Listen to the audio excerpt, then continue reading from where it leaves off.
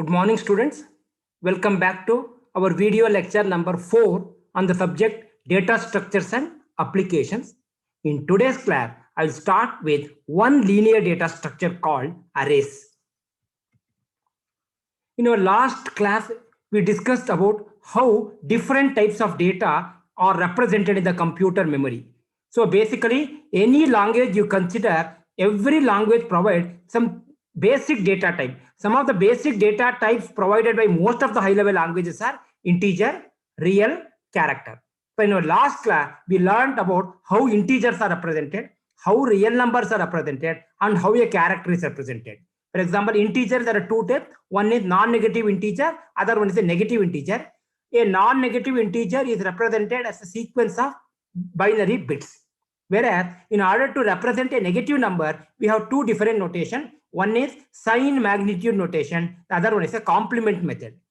In the case of sign magnitude notation, an integer number is represented by a sequence of bits.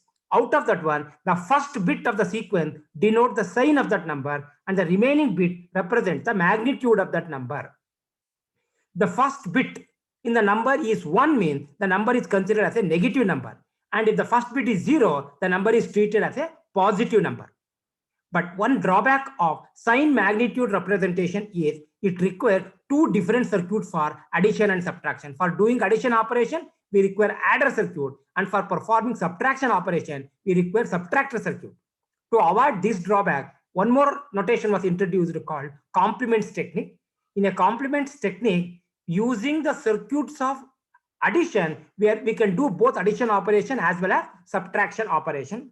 In binary number system, there are two types of complement. One is ones complement, the other one is a twos complement. A ones complement is also called as a radix minus 1. Radix means base. What is the base of binary system? 2. So radix minus 1, 2 minus 1, that's what it's called a ones complement system. And a twos complement, another name is true complement, because we are not changing anything. So whatever is the radix, we are using the same radix, twos complement. And I told earlier, the main advantage of a complement method is it helps in doing subtraction operation using the circuits of only addition. So in the case of ones complement, is obtained by converting all ones into zero and changing all zeros to one. A twos complement is obtained by adding 1 to the ones complement of the binary number. A real number can be represented in two notation. One is decimal notation, other one is a scientific notation. In a decimal notation, the real number consists of two parts, whole number part and a fractional part. These two parts are separated by a dot.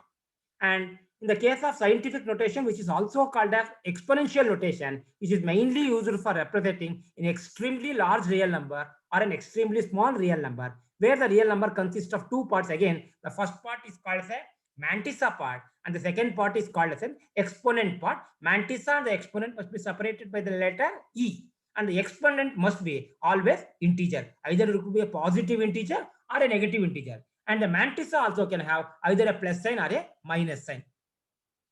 And characters are represented using alphanumeric code. The two popular alphanumeric codes are, one is ASCII, American Standard Code for Information Interchange. Here, every letter, every digit, every special character is represented as a sequence of 7 bits.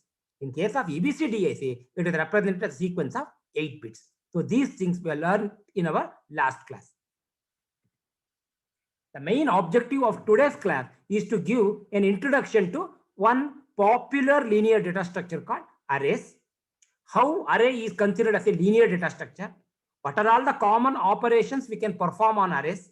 And in addition to that one, I will explain one basic algorithm with respect to arrays called inserting a new element into an array.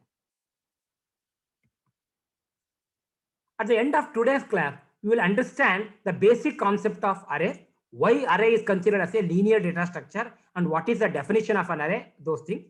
We also discuss about how an array is represented in the memory. So you are going to learn about the representation of the array in the memory, that too the one-dimensional array, and some of the common operation that can be performed on a one-dimensional array.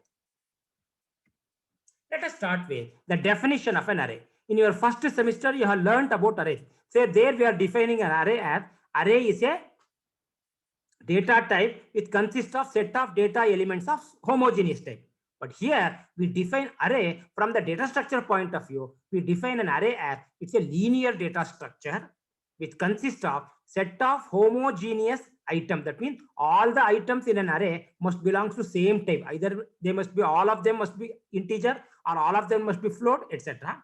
And the different elements in an array are stored in consecutive memory location. That means the first number is stored in one address, means the next number should be stored in an address which is more than the previous address, and the next number is stored in the address which is more than the previous two. So addresses are always in the increasing order in case of arrays. So since it's a linear data structure, the type of relationship we can see in array is adjacency relationship. In case of array, the adjacency relationship is brought out by taking set of consecutive memory location. Because in our first class itself, I told you that a linear relationship we can maintain in two different ways. One is by taking consecutive memory location, and other one is through chain of pointer. But in the case of array, the linear relationship is maintained through the first way, that is by consecutive memory location. Array can be either one-dimensional array, or it could be a two-dimensional array, or it could be a three-dimensional array. In general, it could be a multi-dimensional array. Then what is the difference between a one-dimensional array, two-dimensional array, three-dimensional array, etc.? In case of one-dimensional array, every element of an array is accessed by using single subscript, that is only I, A of I. In case of two-dimensional array, it is accessed using two subscript I and j. I denotes the row number and j denotes the column number. In case of three-dimensional array, we require subscript. So depending on the number of subscripts we are using, that denotes the dimension. If m subscripts are used, then it is considered as a m-dimensional array. One basic characteristics of an array is the size of the array must be known at the time of declaration itself. So at the time of declaration only, you should specify the data type, specify a name to that array, and give the maximum number of elements then array can hold. So there only you have to specify the size of the array. And once you know that, once you declare that array, elements of an array are always stored in consecutive memory location. For example, the first number is stored in the address 1000, means if it's an integer array, we know that every integer takes 2 bytes. In that case, if a of 0, a0 is address is 1000, means then a1 address is 1002, a2 address will be 1004, a3 will be 1006, and so on. The same array is float type. We know that every float variable takes 4 bytes. In that case, if a0 is 1000, means then a1 will be 1004, 1008, 1012, and so on. If it is a character array where every character take only one byte, in that case, if a0 is 1000, means the address of a0 is 1000, means then address of a1 will be 1001, 1002, 1003, etc. So depending on the data type of that array, the address of the every element will change. And once, so in the previous example, if a is an integer array of 10 elements, in that case the different elements are a0, a1, a2, a3, a4 up to a9, because in C the subscript starts from 0. The very first array element is represented as a0, and the last number is represented as a of n minus 1, where n is the total number of element in that array, or size of that array. So if a is an array of 10 elements, and if the address of the very first number, that is a0 is 1000, means the next number is 1002, 1004, 1006, etc. In that case, the address of the very first element, that is a0, address of a0, we call it a base address. In examination or in the Viva, they may ask, what do you mean by base address? Base address is the address of the very first element of that array. In case of one-dimensional array, in C language, base address is the address of a0. Next, how a one-dimensional array is declared. The general formula for declaring a one-dimensional array is first specify the data type, then you give a name to that array, then within the square bracket, you specify the size of that array. So that line we call it as a declaration line. Example, in A10. So that line, what happens? It declares an array with the name what? A of number of element 10. So in that case, 10 consecutive memory locations are reserved. And so the different number I have stored in that array is 10, 26, 30, 40, 52, and so on. So there, 10 is accessed as A of 0. 26 is accessed as A of 1. 30 is accessed as A2, and last number 90 is accessed as A9. Because array size is 10, the subscript starts from and 0 and goes up to 9. In general, if the array size is 100, then the subscript starts from 0 to 99. The array size is n means the subscript value varies from 0 to n minus 1. So that you should remember that especially in most of the high level language like C, C++, Java, Python, etc., the array subscript always start from 0. Next, once you declare an array, if you know what is the address of the first number, first element, that is A0, then is it possible to compute the address of any other element? So definitely it is possible. So that is the biggest advantage of an array. In case of an array, once you know the array name, the data type of the array, size of that array, and also the address of A0, that is the base address. If you know address of any other element, we can directly compute. So let A be a linear array. A linear array is also called as a one-dimensional array with the address of the first element denoted as base A. So in case of C language, base A is equal to the address of A0. Let W be the size of the data type. So W denotes that the value of the W depends on the data type of the array. If it is an int array, then W value will be 2 bytes. If it's a float array, W value will be 4 bytes. If it's a char array, W value will be 1 byte. And in case of double data type, it will be 8 byte.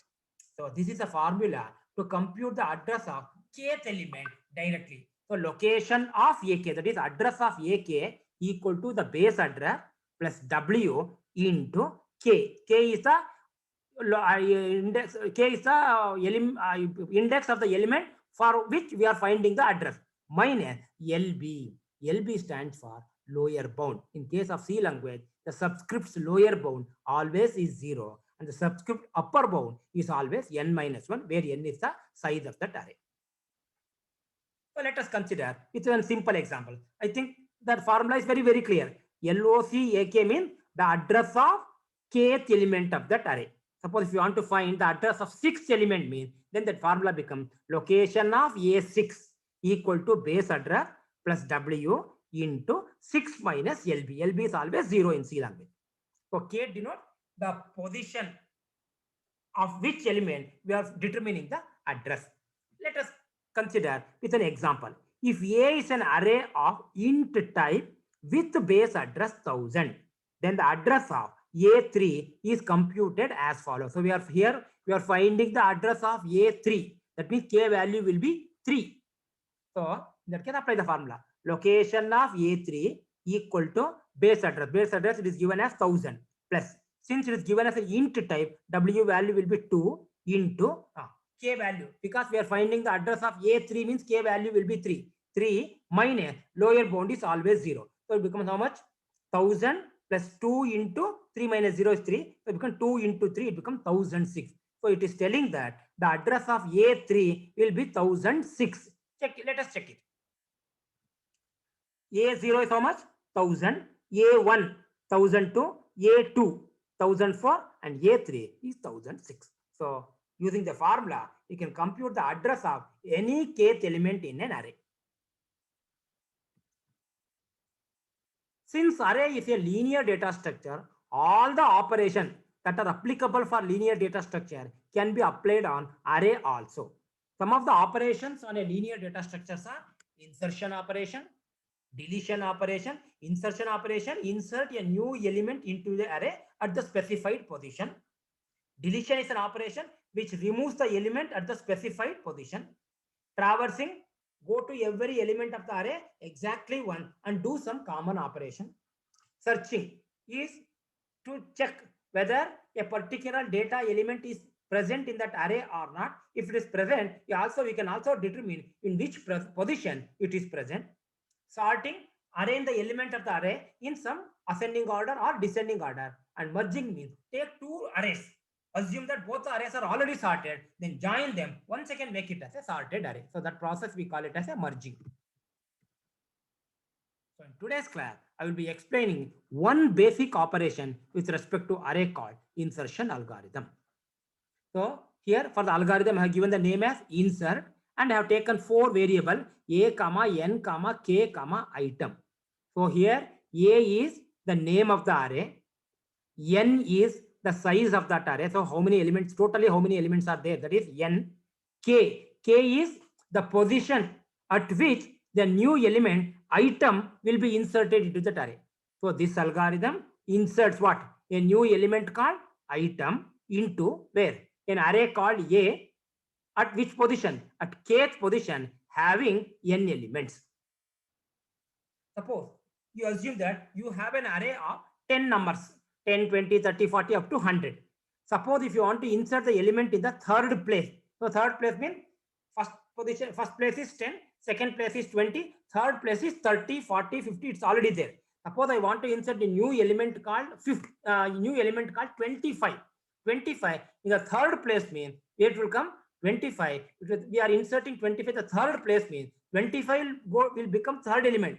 That original third element should be shifted. So after insertion, your array should become 10, 20, because we are inserting 20 with the third place means third place 25 will come. Then fourth place, previously the element which was in the third place was 30. Now 30 go to fourth place, 40 goes to fifth place, and last element 100 goes to the next place. So every element should be shifted by one position. You can see. For I equal to n to k in step of -1 means, so suppose your original array contains n elements. Suppose if you want to insert a new element in the kth place means, what you have to do is, the element in the nth place should be shifted to n plus 1. The element in the n minus 1 should be shifted to nth place. Element in n minus 2 should be shifted to n minus 1. Example, assume that your n value is 10. So n is 10. I want to insert a new element called 25 at fourth place. So here k value will be 4, n value will be 10. I want to insert an element called 25 means item will be 25. So in this example, item equal to 25, k equal to 4, and n equal to 10. Assume that your array contains the value 10, 20, 30, 40, 50, 60, 70, 80, 90, 100. So altogether 10 locations have 10 different values. So what is my problem? I want to insert a new item called 25 at the fourth position means after insertion, your array should become what? 10, 20, 30, original 3 element admin. 25 should go to the fourth place. Then after 25, what element should come? 40, 50, and so on, and 100. So what you do is, for I equal to n is how much? 10. K equal to 4. For I equal to 10 to 4 in step of -1 means, first time I value will be 10, next time it becomes 9, next time it becomes 8, 7, 6, 5, 4. So till it reaches the value k, I value should be decremented. First start with I equal to first time n to k in step of -1, n is 10. So what we are doing is, element in I is how much? 10. So n value is 10 means I is also 10. So 10th element goes to 11th position because ai value goes to ai plus 1. So after n, but the next value for I. So first time it was 10. So 10th element goes to 11th place. Next I become decremented because in step of -1 means 10 it becomes 9. In that case, element in a 9th place goes to 10th place. 10th place element goes to 11th place. 9th place element goes to 10th place. 8th place element goes to 9th place. 7th place element goes to 8th place. 6th place element goes to 7th place. 5th place element goes to 6th place, and 4th place element goes to 5th place. So element which was originally in the 4th position, now it is moved to the 5th position. Now what happens is, the 4th position is now empty. Now what you do is, item is how much number? 25 goes to a of 4. So now the 25 will be inserted in the 4th position. So before insertion, you are contained now how many elements? N elements are there. After addition of new element, the number of element will be one more than the previous number of element. So therefore, set n equal to n plus 1. So n from 10, it becomes 11. Hope you understood. So basically, insertion algorithm inserts what? A new element called item into a linear array called A having n element at kth position. K could be any position from 1 to 10.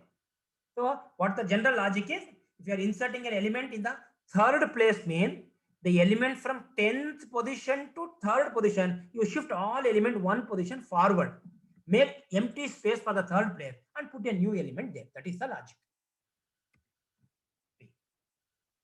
Before insertion, your array contains how much? 10, 20, 30, 40, 50. In this example, n is how much? 5. I want to insert a new element called 25. At which place? Third place. Now what happens is, originally 5 elements are there. After insertion, it becomes 6 elements. The element 50, previously it was in 5th place. Now it is goes to which place? 6th place. 40, which was in 4th place. Now it is in 5th place. 30, which was in 3rd place. Now it is moved to 4th place. Now what happens is, 3rd place was empty. In that place, you are putting the item called 25. So this is a C program to insert an element into an array at kth position. The only difference is between the algorithm and the C program is, in case of in the case of algorithm, suppose n value is 10, means your subscript should start from 0 to 9 only. So wherever n is there, you have to replace it with n minus 1. Wherever k is there, you have to replace it with k minus 1. That's all. Because since the array subscript starts from 0, one position should be always less. Hash include stdio.h, that is for using scanf and printf function, main function. Here what we require? One array int a of 20, your new element called item, I is required, n is there and k is there. N is the size, k is the position at which your item should go. Enter the size of the array, scanf %d ampersand n. Suppose n value is 5 means, then read the element. The first time I is 0 means read a0, a1, a2, a3 and a4.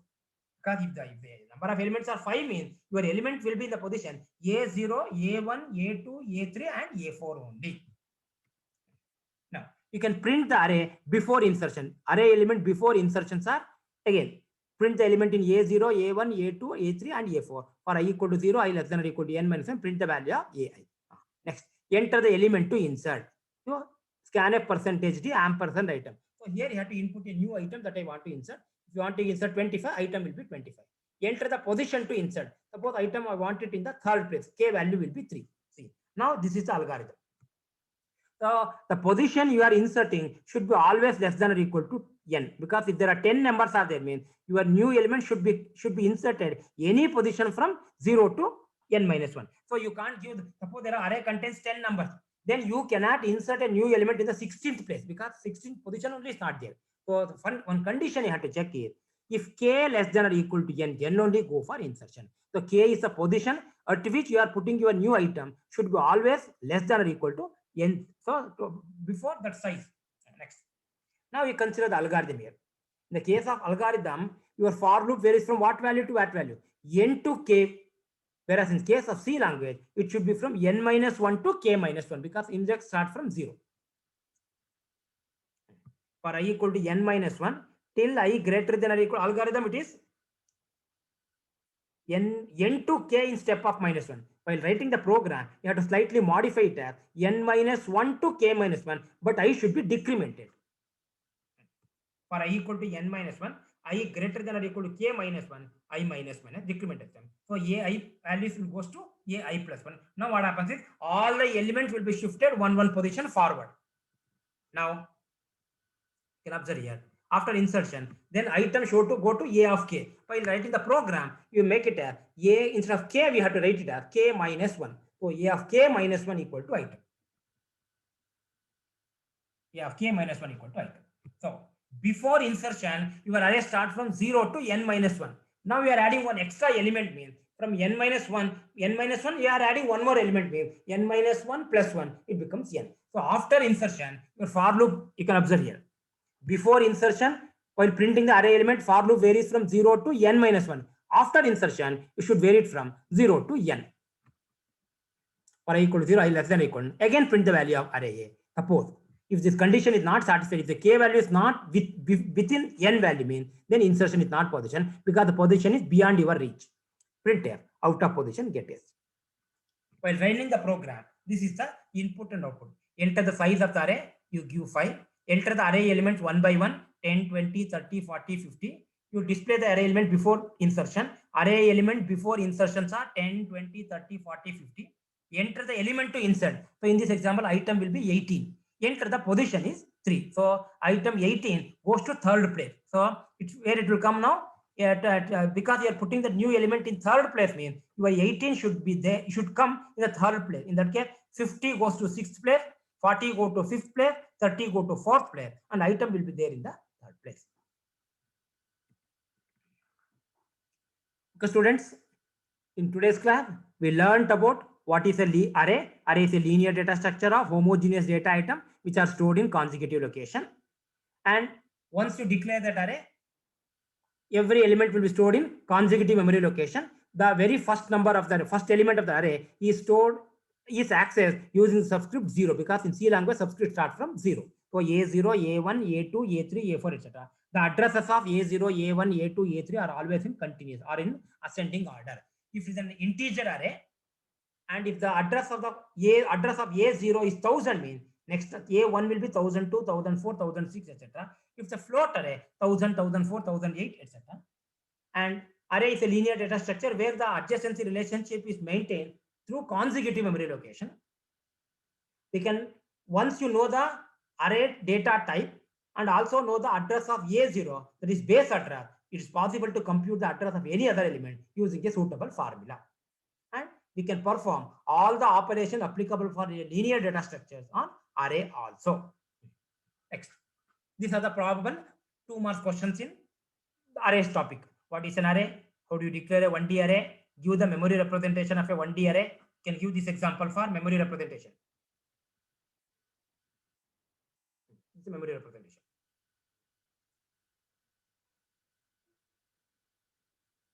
Mention the different operations on array. Write the formula to compute the address of kth element in a one-dimensional array. I think the previous slides gives you the answer for all these questions. Long answers questions on arrays could be: explain the memory representation of an array with an example. Mention the characteristics of an array. The characteristics are: it's a linear data structure, it contains a set of data items of homogeneous type, and the different elements are accessed using subscript. And if one subscript used, it is called as a 1D array. If 2 subscripts are used, it is called a 2D array. And if n subscripts are used, it is called the n-dimensional array. Write an algorithm to insert an element at a kth position. With an example, explain how do you compute the address of kth element in an array. Let us check what we have understood in today's class through some simple multiple choice question. Array is a dash data structure, primitive, linear, non-linear, both A and B. So same data structure cannot be both linear and non-linear. So since array is not a primitive data structure, the correct answer is B, linear. Formula to compute the address of kth element in an array is LOC of k, location of AK equal to base address plus W into K, W into K minus LB, W into K plus LB, W into LB. The correct answer is B, where LB denotes the lower bound and K is the position. Correct answer is B.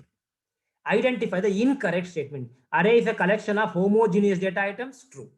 Array is a linear data structure. That is also true. We cannot access an element from the array from the specified position directly. No, array directly we can access 0th element. After accessing A0, we can access A10. After accessing A10, we can come back and access A2. So there is no rule that you have to access the element in one order only. And so the correct answer is C. In an array, linear relationship is maintained through consecutive memory location, pointer, storing data in ascending order, storing data in descending order. The correct answer is A. A linear array is also known as, I told earlier, linear array and 1D array is one and the same. Matrix, 1D array, single dimensional array, both B and C. One dimensional array and single dimensional array is one and the same. The correct answer is D. So with this, I will wind up today's class. So for any of your doubt, clarification, whatever it may be, you can reach me over that number or you can send your email also. So hope you have enjoyed today's session. Good day. Thank you.